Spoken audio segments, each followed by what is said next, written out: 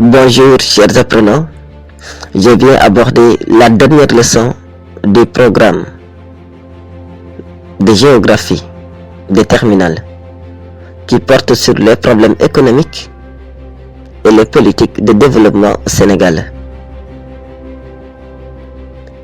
En guise d'introduction, peu doté en ressources naturelles, on peut dire que le Sénégal présente les caractéristiques d'un pays sous-développé.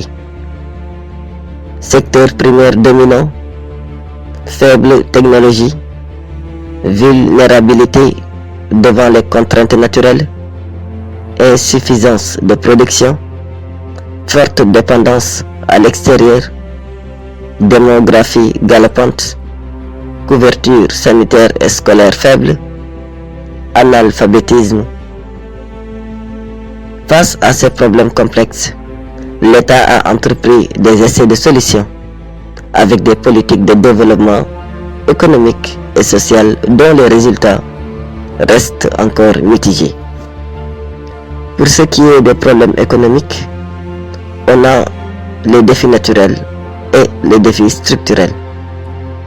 En ce qui concerne les défis naturels, ils sont nombreux et difficilement vaincus pour un pays du tiers-monde classé dans les PMA, pays moins avancés. Il faut d'abord noter l'existence de conditions naturelles contraignantes pour l'agriculture. Il est situé dans la zone soudano-sahélienne et une bonne partie du pays est marquée par des pluies irrégulières et insuffisantes, des températures fortes provoquant une forte évaporation. L'agriculture, sous-secteur qui fournit 15,9% du PIB, qui est de 9 186 millions de dollars en 2008, a souffert de la non-maîtrise de l'eau et de la monoculture de l'arachide. Cette culture assurait au monde rural sa principale ressource financière et elle est à la base de l'une des branches de l'industrie, mais elle rencontre aujourd'hui beaucoup de difficultés. Il semble que le Sénégal est doté d'un sous-sol potentiellement riche, mais les ressources minières et énergétiques sont insuffisamment exploitées. Celles qui sont exploitées sont le gisement de gaz de Diamniadio qui alimente une des tribunes de la centrale du Cap de Biche, la tourbe exploitée dans les Niayes par la compagnie des tourbières du Sénégal, le phosphate exploité par les ICS et la compagnie sénégalaise des phosphates de Thiès. Le Sénégal ne produit ni du pétrole ni du charbon, ce qui entraîne un autre effort financier avec l'importation de l'énergie qui affecte la balance commerciale. Pour ce qui est des défis structurels, un réseau de transport insuffisant et déséquilibré, et il est composé de routes et de pistes.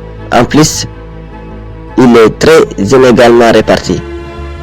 Certaines régions sont très enclavées par rapport à l'ouest, où sont concentrées les plus importantes activités économiques et administratives.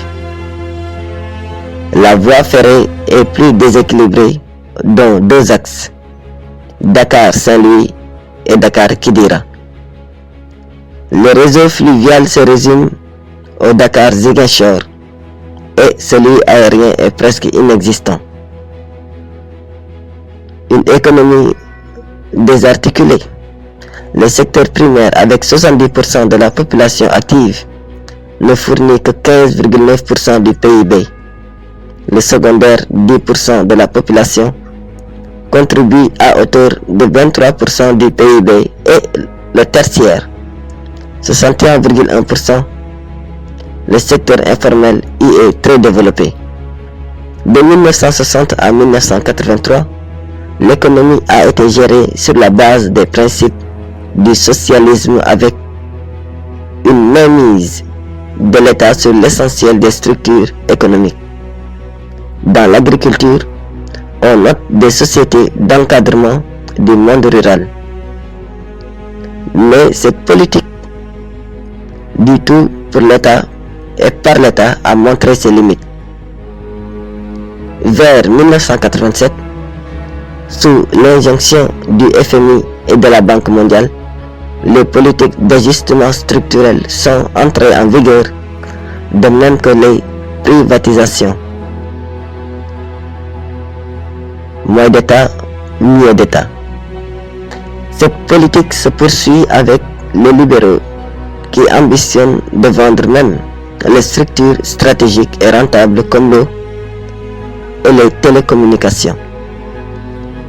On note aussi des problèmes sociaux très aigus au Sénégal. Le Sénégal est loin de vaincre les problèmes de santé et d'éducation. On remarque une très forte fécondité qui est une source d'augmentation rapide de la population composée pour l'essentiel de jeunes. 58% de la population ont moins de 20 ans. Plusieurs conséquences découlent de cette situation. L'aggravation de la pauvreté qui frappe 30% des ménages. On parle de plus en plus de réduire la pauvreté, pas de l'éliminer.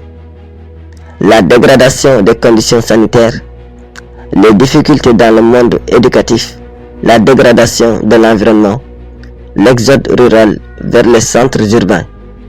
Dakar étouffe avec 24% de la population du pays. Cependant, il y a des stratégies pour un Sénégal émergent. Nous allons voir quelles sont les stratégies pour faire émerger le Sénégal. D'abord, il faut une création d'un environnement politique et institutionnel favorable. Ensuite, il faut une intégration africaine et un bon partenariat international.